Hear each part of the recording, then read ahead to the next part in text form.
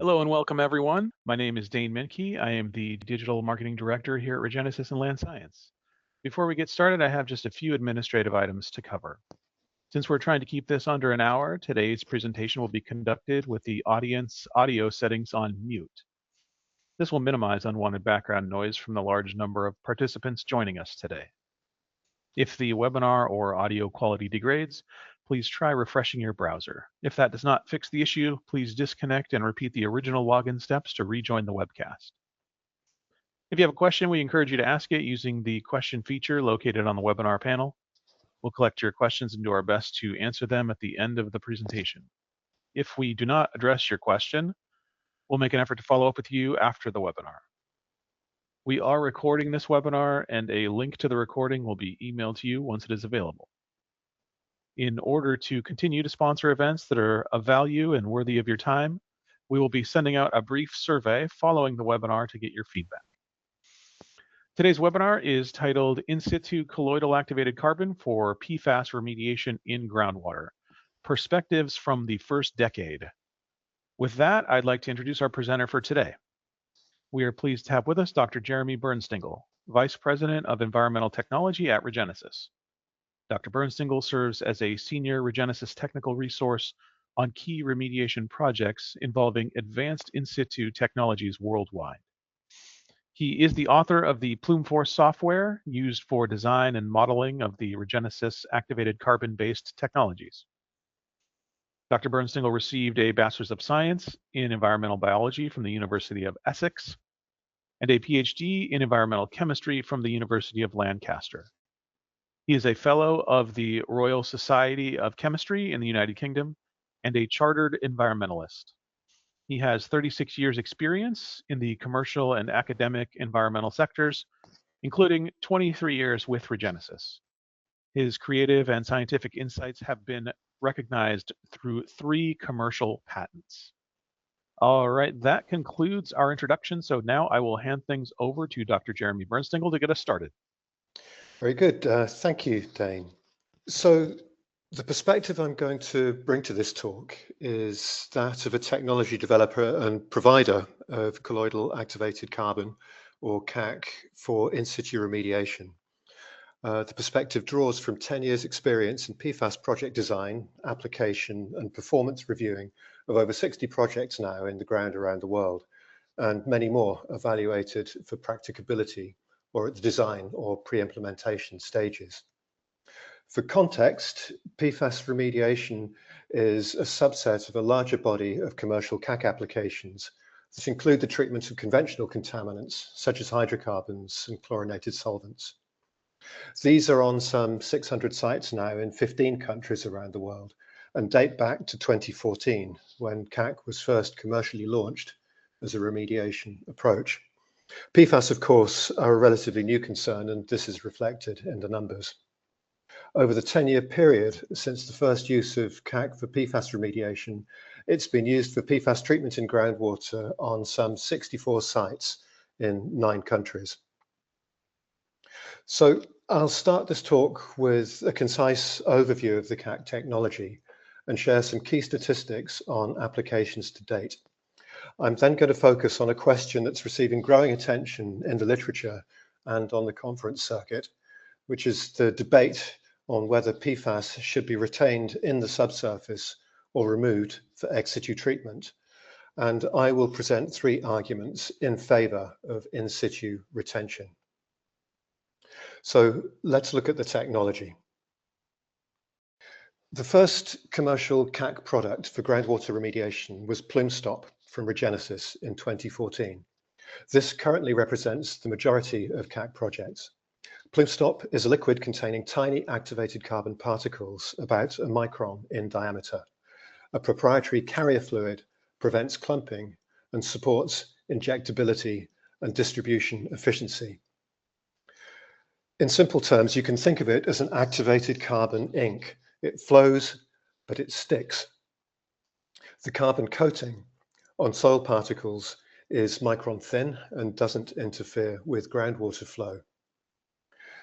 PlumeStop is used to break the pathway of the source pathway receptor pollutant linkage. It's injected as a liquid into the plume and carbon particles attached to the soil as a thin coating. Overlapping injections form a capture barrier. Groundwater continues to flow freely through the barrier, but contaminants are stripped out by the carbon.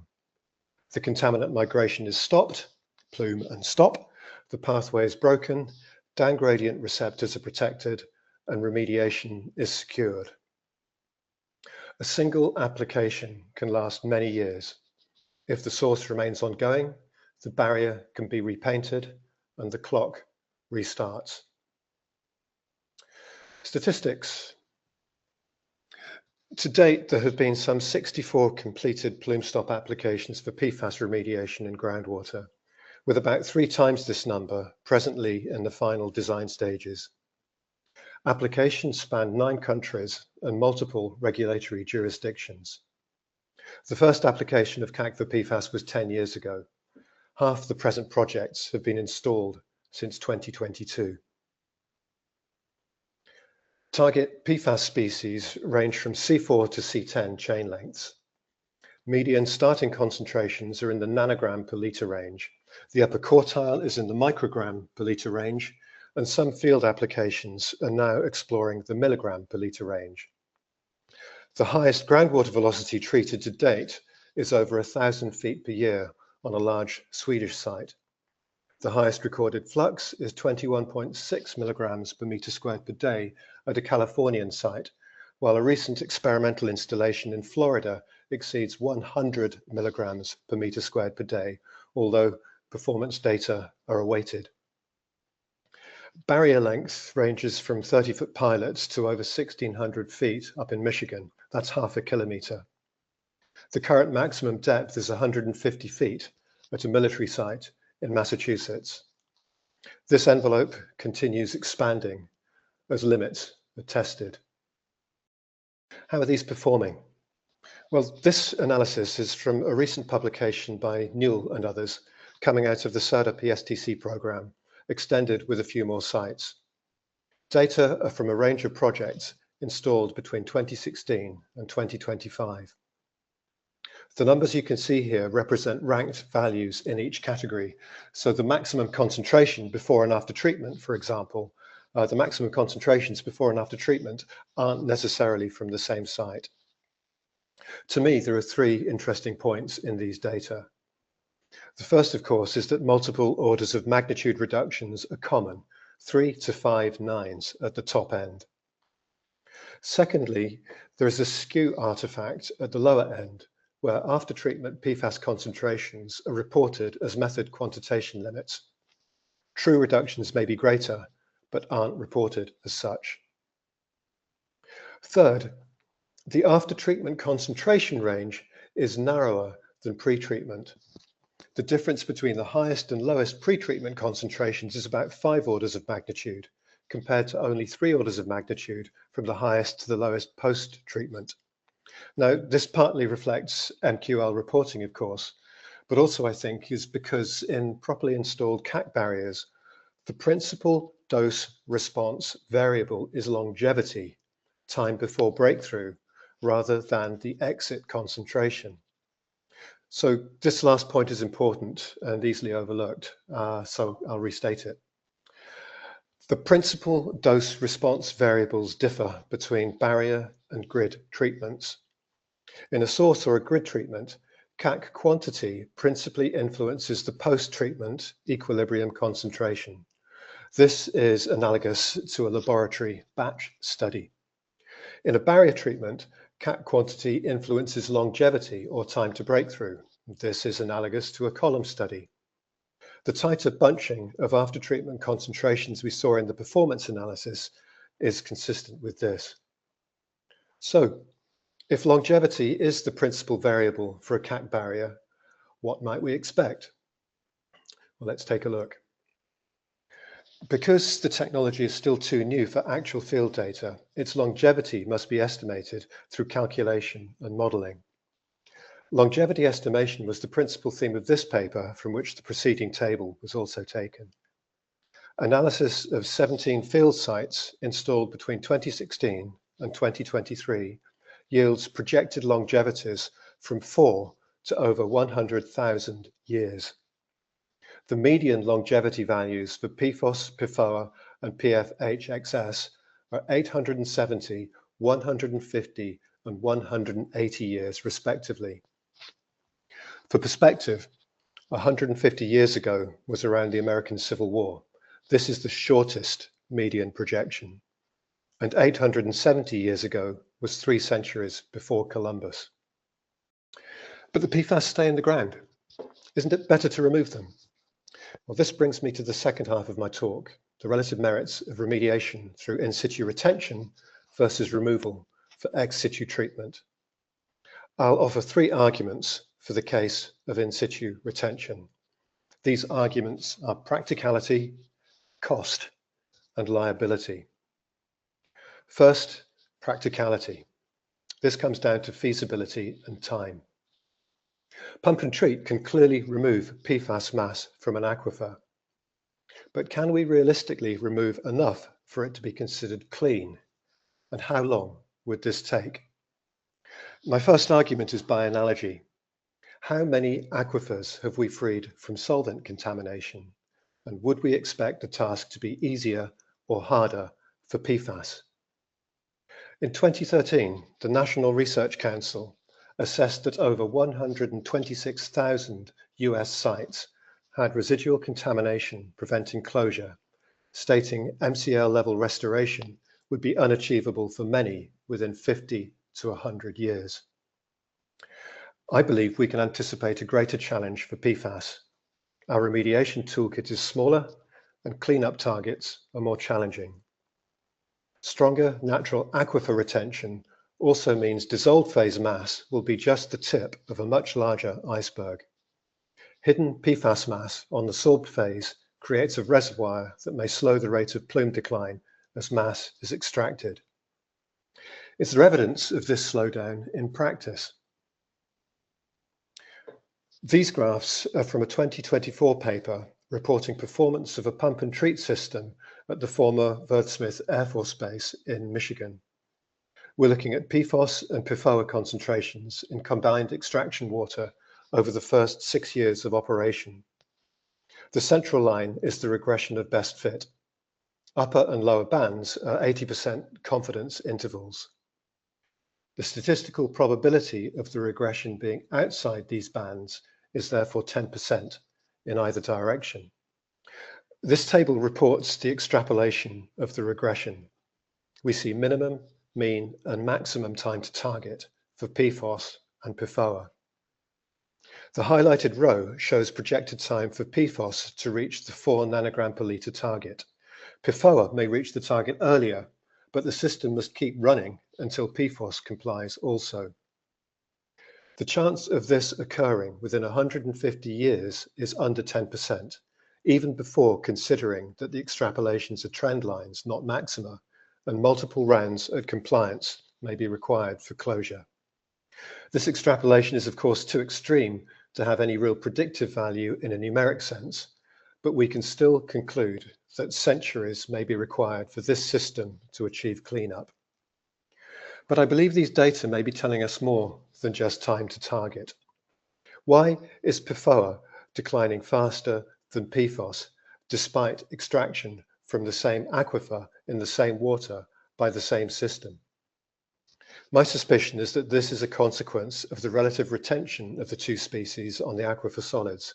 This makes the sorbed reservoir greater for PFOS than PFOA. Each volume of water removed by the pump and treat system contains a smaller proportion of the overall PFAS mass than PFOA mass, and therefore the incremental decline is slower. The relative kinetics broadly correlate with respective KOC values, and this is consistent with decline rates being limited by re-equilibration of sorbed mass. The relevance of this to the present argument is again through comparison with familiar contaminants. If PFOS declines much slower than PFOA, how much slower might PFOS removal be compared to TCE, for example, given the KOC differential between PFOS and TCE is a factor not of 5, but of 21. Even PFOA has reported KOC values 4 times higher than TCE. This would suggest PFAS removal by extraction to be much more challenging than TCE, for which our track record is already poor. Let's look at the cost arguments, both financial and resource. This graph compares costs of an installed pump and treat system and a hypothetical CAC barrier at the Wordsmith site over a projected 100-year period. The red line is pump and treat and the green line is the CAC barrier. Costs are adjusted for discounted present value, so incremental costs decline over time. The cost difference is considerable. Pump and treat costs more than double the CAC alternative throughout most of the projection. This bar chart compares the 30-year point. CAC is on the left, pump and treat is on the right. Dark blue is capital expenditure, green is operational expense. The CAC barrier is entirely passive with no operational expense beyond the monitoring common to both approaches. The pump and treat system accrues maintenance, waste disposal, and energy costs continually. The CAC cumulative cost is 7.2 million compared to 19 million for pump and treat at the 30-year point, making the CAC cost 62% lower. CapEx is about the same for both in this example, so the principal saving is the OpEx. How representative is this comparison? This is an analogous study at a UK airport by Mallet and others. At Wordsmith, pump and treat is installed and the CAC barrier costs are calculated. For this site, it's the other way round. CAC is installed and the pump and treat alternatives are calculated. The similarity is immediately evident, although the studies were independent. For the UK airport, two different treatment options were considered for the pump and treat system. Granular activated carbon is coloured orange on the graph, and foam fractionation is coloured dark blue. The CAC barrier cost is 60 to 65% lower than pump and treat costs. At Wordsmith, CAC is 62% lower. This chart from Kristin Thorsen and others presents relative greenhouse gas emissions from the same UK airport study. CAC is on the left of each graph, pump and treat is on the right, and the difference is stark. CAC projected emissions are 98% lower than pump and treat over the nominal 15-year analysis, principally because pump and treat had high recurring operation and maintenance, GAC replacement, and waste costs. Error bars show sensitivity analysis for different GAC usage rates. The corresponding CAC analysis is shown, but is indistinguishable from the axis. This chart presents the output of a structured sustainability assessment for the same site conducted by Ramboll. The process considered 15 indicators across environment, economy, and society, each with domain weight, indicator weight, and performance score. A panel of 3 Ramboll practitioners scored indicators using life cycle assessment outputs and qualitative inputs. CAC scores 84 out of a maximum of 100 versus 43 for pump and treat, with clear advantages in each domain. The CAC score for environment was in fact the highest category score attainable. Finally, liability. How might the alternatives impact this? Will they reduce liability or expand it? PFAS extracted from the subsurface become wastes. The PFAS wastes require treatment or disposal. This introduces the potential for unintentional, unforeseen, or accidental releases. These may carry significant liabilities. Meanwhile, as we've seen in earlier slides, the original subsurface liability may still persist. In this paper, the authors document fugitive PFAS releases from a range of waste handling, treatment, and disposal activities. Arrows illustrate PFAS movements during such activities. The illustrated releases to air, soil, surface water, and groundwater are based on literature examples. PFAS waste may pass through different stages, and releases may occur at any point. For example, PFAS have been detected in incinerator off-gases, in incinerator ash, and even in landfill leachate from incinerator ash monofills. Another publication has reported PFAS in landfill off-gases, with off-gas venting or flaring being a legal requirement. These releases have the potential to spread PFAS to other environmental compartments and to expose new receptors. But waste for pump and treat systems has been handled for years, so is this anything new? Well, it is new for PFAS. And PFAS differ from familiar groundwater contaminants in two important ways. They don't attenuate or biodegrade like conventional organics, and problem concentrations are perhaps 1,000 times lower. And we're dealing here with concentrated wastes. Importantly, the difference between extractive and retentive approaches is that pump and treat generates waste and in situ CAC barriers do not. The 2024 designation of PFOS and PFOA as hazardous substances under circular introduced new implications relating to stewardship and liability. Under this, fugitive releases take on a new significance. The liabilities are both strict and joint and several. Well, what does this mean? A strict liability means that intent to break the law is not a prerequisite for prosecution. This means that the best intentions that we all share are no protection. We may follow accepted practice with good intent and in good company, but still be held liable and have to pick up the tab. The liability is binary, not quantitative. Simply contributing some of the PFAS can land a party with the entire liability. Joint and several means any or all contributors may be held liable, and one party being prosecuted, whether successfully or not, doesn't mean others won't be at any present or future date. Not just disposal facilities, not just originators, anyone in the chain, even transporters. Furthermore, any one potentially responsible party may be held liable for the full cleanup of the site, for impacted natural resources and more. Costs could be huge, so we could anticipate the EPA or other prosecutor aggressively pursuing anyone they think can pay. These are scary scenarios. Will they happen?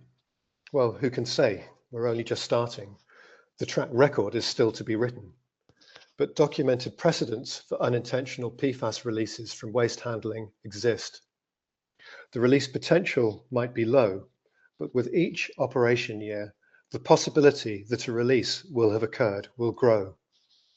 Over the century projection we considered earlier, for example, even a once in 100 years event becomes a certainty. And so to close, the first use of CAC for PFAS remediation was PlumeStop, now a decade ago. Since that first site in Canada, it has since been used on over 60 sites in 9 countries over 4 continents, representing a range of application geologies and regulatory jurisdictions. The projects range from pilot sites to large full-scale applications. Orders of magnitude concentration reductions of PFAS are widely achieved. Third-party projections of longevity are typically in the range of decades to centuries. In situ CAC treatment of PFAS plumes in groundwater brings no contaminated material above ground. I've offered 3 arguments in favour of PFAS remediation through retention in place over removal. These are practicality. Is it realistically possible to free an aquifer of PFAS? And if we can't remove all the contamination, what's the benefit of removing some of it? The aquifer remains contaminated. Cost. PFAS can be retained in place for a fraction of the financial and environmental costs, meaning more plumes could be remediated for the same outlay. And liability. Bringing PFAS waste above ground may introduce new exposure pathways and expand liabilities rather than reduce them. And with those thoughts, I'll finish. So thank you very much. All right, thank you very much, Jeremy. Yes, that concludes the formal section of our presentation. So now at this point, we'd like to shift into the question and answer portion of the webcast. Before we do this, just a couple quick reminders. First, we will be sending out a brief survey after the webinar. We really appreciate your feedback. So please take a minute to let us know how we did. Also, you will receive an email with a link to the recording as soon as it is available. All right, so let's circle back to the questions here. And Jeremy, the first question is, do you really think a barrier will last hundreds of years? In some cases, for some species, quite possibly. The calculations and logic for the examples I presented are in formal papers in the public domain, so we can read these and decide for ourselves if we agree with them. But for sources with moderate to high flux, that's expected to be ongoing flux, as a company, Regenesis will typically design for less, perhaps 25 to 30 years. And this can be more cost effective as it allows the reapplication in 30 years to be tailored more precisely to the actual flux and conditions at that time. And it also means that the upfront spend is less. All right, so here's another question, actually a couple different variations really of the similar question here. So you argued for PFAS remediation by retention in place. Isn't there a risk that all the PFAS will come out again? And then similarly, PFAS are retained in place. What will happen eventually? Won't all the PFAS come out again as a secondary source? Okay, I think there are really two parts to these questions, which are related but distinct. First, is there a risk the retained PFAS will be released again? And second, is this going to become a source in the future? The answer ultimately lies in 2 points. What is the direction of equilibration? And what are the kinetics or rates of any change? So in terms of the direction of equilibration, this is a remediation exercise. We're putting carbon into a plume. So mass is going to transfer from the dissolved phase to the sorbed phase, from the plume to the carbon. And the reduced contaminant concentration in groundwater becomes the new stable point. In other words, it's about the order of operations. When you spill into a peat layer, for example, it's going to equilibrate out and you get a secondary source, as we might be familiar with from other remediation exercises. But when you put the carbon into a spill, it equilibrates in. This means in terms of groundwater concentration, you have a sink and not a source. The second part of the question, I think, was, is the mass going to come out eventually? Well, I think you first have to ask, how long is eventually? And here it's important to distinguish between practical and absolute. Ultimately, this is a question of rates. If you run it to infinity, we can anticipate a weathering of the CAC and a reduction in its sorptive capacity. But how slow is this? And specifically, how does the rate of weathering compare to the rate of capture? If we're looking at geological weathering or indeed any realistic scenario, we'd certainly not be seeing a return to pre-remediation conditions. We'd still be looking at overall flux reductions, overall concentration reductions, and overall risk reductions of orders of magnitude, which is ultimately the purpose of remediation. Okay, thanks, Jeremy. So let's see, we have another question here. It is, won't we have to come back later to remediate the captured PFAS? I actually suspected this question would come up or something like it. And so I've got a slide prepared. Is in situ retention remediation? Well, the first thing to say is that according to the US EPA's Superfund definition of remediation, we've already remediated the plume by containing it. So it is a remediation. The PFAS haven't gone, but the exposure potential has been addressed. And so the risk has been addressed too. So retention in place is remediation. Will we have to come back later? Well, presumably not, if there's no risk driving us to do so. I've already argued against bringing the PFAS above ground, but if in future a silver bullet in situ remediation technology for PFAS is developed, as Chuck Newell and GSI have called it, then we now have PFAS corralled in a focused zone rather than dispersed through a wide area. You could say what we've created is a silver bullet shooting gallery. And I'm sure that would be helpful if any suitable in situ destructive technology was ever developed. We'd know where the PFAS was and the area will be focused and I believe more accessible.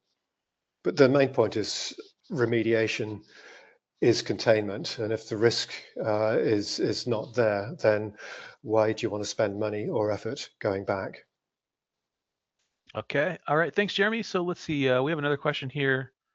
And the question is, you mostly talked about PFOS and PFOA. What about shorter chain PFAS species? Well, shorter chain PFAS will absorb too, but you generally need more carbon to get the same reduction because their isotherms are weaker. But in many cases, the target cleanup concentrations for these is higher than for the longer chain species. And in practice, they've seldom been a limiting factor for a project. But that said, we've had C4 PFAS as specified targets alongside longer chain species, and they've had shared reduction targets, and these targets have been met. One example is a West Coast NAVFAC project on a circular site installed in 2023, which included C4 species, and I expect that will be formally published soon. It was successful. The application was about 3 years ago. It's still looking good. All right. Thanks, Jeremy. So here's another question. What about fractured rock geologies? We've done a few and we've had success, but the answer really comes down to site specifics and the quality of the conceptual site model, the delineation. How well do we know the fractures and so forth? There's a Pennsylvania PFAS bedrock case study on our website, for example, where the PFAS target concentrations were reduced by 3 nines, 99.9%. The application was through wells and was to a depth of 87 feet below surface. Also, I believe Rick McGregor and Letitia Benevenuto included a bedrock example, a bedrock application and performance evaluation of PlumeStop and PFAS in a 2021 paper they published in Remediation journal. I can't remember the formal reference now, but if you write to me again, I can send you a link. It's open source. Okay, thanks, Jeremy. So next question, cost. Your example showed savings of 60% or so. Is the difference always going to be that large? Actually, the examples I gave were from relatively high flux sites, and the comparisons were deliberately conservative. So the cost difference would in fact be greater on most sites rather than less. So 60% is kind of the smallest difference you're going to get. The difference is likely to be bigger on most sites.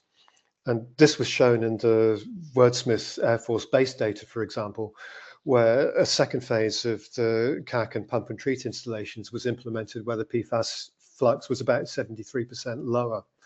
At this point, the CAC was not 60% lower, it was about 80% lower. In other words, it was about 20% of the cost of the pump and treat at the 30-year point.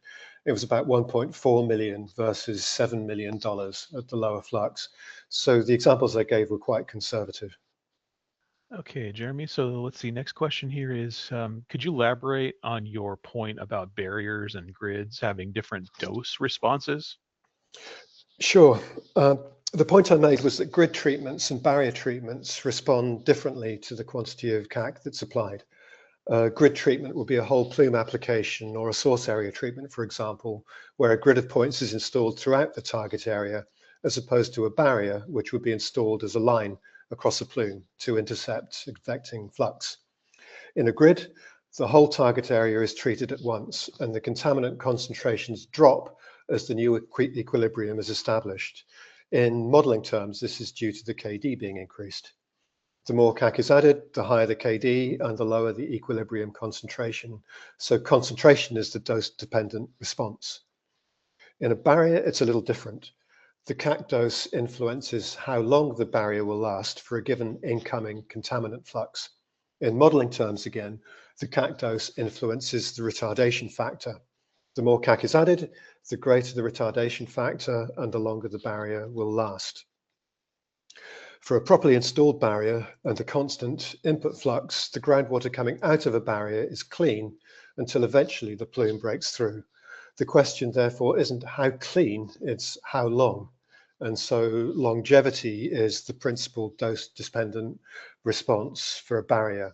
You do sometimes see different concentrations down gradients of a barrier, but in many cases, these are a function of how far the monitoring well is away from the barrier and what are the matrix effects down gradient as the clean water reaches them and may be partially recontaminated by mass that's already down gradient.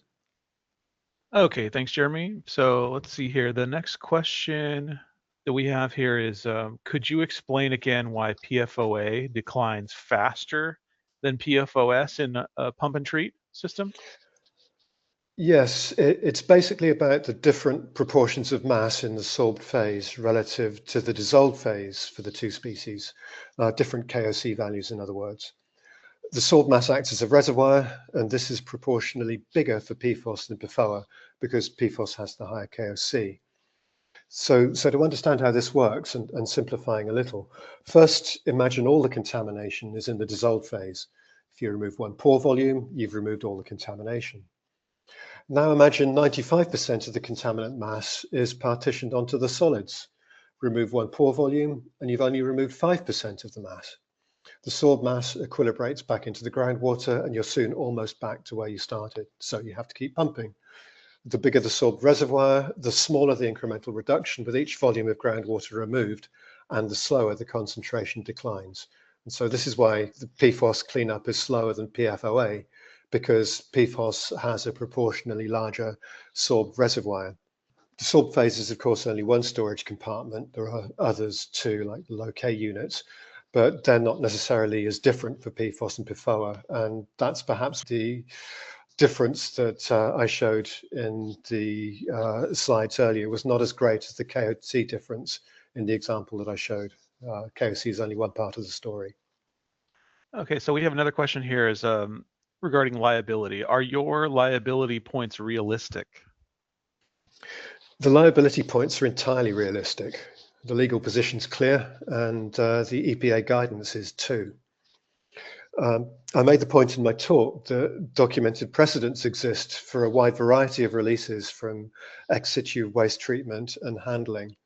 And so the potential for fugitive releases is therefore objectively foreseeable.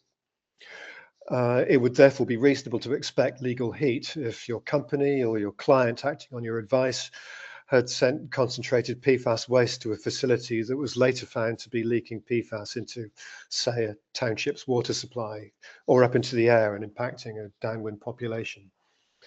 This is the 2020s, so the records are all there. The law is clear on who would be on the hook for this, and the EPA guidance is too. Genuine contributions or not, I suspect even defending against allegations could be expensive. I also think it's worth restating that widespread practice doesn't make the liability go away. Many conventional plumes we're cleaning up now, for example, arose from what was widespread practice in the past. So yes, I do believe the liability points are realistic, and that to dismiss them would, in my opinion, be no more than wishful thinking. Okay, thanks, Jeremy. Yes, a couple more questions here. This one is, so what types of sites are you seeing more of that move forward? You had a slide, I think, that showed there are lots of sites in the evaluation phase or the design review phase. So which types of sites do you see that go forward with the colloidal activated carbon treatment that you're describing? Well, I don't think there is any specific sites from an industry sector which aren't going forward. I mean, we see a lot of airport sites, we see military sites, we see industrial sites, and so forth. So a whole range of sites are going forward. If the question, and I'd also state that I'm not aware of any areas or geographies where the proposals have been put in and they've have not been able to go forward when all of the questions have been answered. If the question's more about what type of sites are not treatable, I think I'd probably point to very high concentration sites where you may have large amounts of the equivalent of free product of PFAS. They'd probably be a challenge, and it may be that there's other things that need to be done first, or simply use an awful lot more carbon. We have a source stop project that we use in source areas to reduce high concentrations, for example. But I think for groundwater, so long as the characterization is good and access is half reasonable, then the treatment should be considered. If you have a site in mind and you're not sure about it, I would recommend reaching out to Regenesis. If it's not treatable, we'll soon tell you, because we don't want to have sites that aren't working. It's a waste of our time, it's a waste of your time. And we like to see projects succeed. So reach out to us and we'll give you a level assessment of its feasibility, and we'll complete a formal design for you if you so wish. All right, thanks, Jeremy. So we have another question here regarding the regulatory community. So what have you seen in terms of what the regulatory community thinks of this approach, and has it been accepted by regulators? Well, I think the geography slide that I shared kind of answers that objectively. We're in 9 countries. That's 9 countries with different regulatory regimens and different regulators and different levels of stringency. And across the states, I don't know how many states we're in, but a good number of states. Again, different states have different regulatory perspectives and different levels of questions that we've been asked, but there have been no examples of where there's been flat refusal to use the technology. We get a range of questions. Some of them we've heard again at the end of this webinar, and we generally get a good deal of interest. But carbon is used for PFAS remediation ex situ with a pump and treat. Sorption onto activated carbon is well known. So really, there's very little mystery about the technology. It's simply a matter of ensuring that the designs are done properly, the application is credible, and the project is being progressed professionally. And that's absolutely what we aspire to do. All right, thanks, Jeremy. So, and then another question here. You talked about pump and treat systems and comparing colloidal activated carbon to pump and treat. Mhm. So do you ever see a site where it's a combination of pump and treat and colloidal activated carbon, or in such a case, can a pump and treat system be shut down using this colloidal activated carbon approach? Well, clearly it could be. What we saw on the Wordsmith example and the formal paper that I had the pleasure of working with John Wilson on, that even with a high flux site, the colloidal activated carbon approach was going to be a good deal cheaper, and that a good deal of the money that was saved was from the operational expense of the pump and treat system. And so using that site as an example, yes, there can clearly be an equivalent remediation put in with a CAC barrier. And yes, moving forward, the costs of operation and the associated risks are going to be eliminated. So it would be entirely possible to make that switch if it was so desired. There are a lot of pump and treat systems which start to become asymptotic.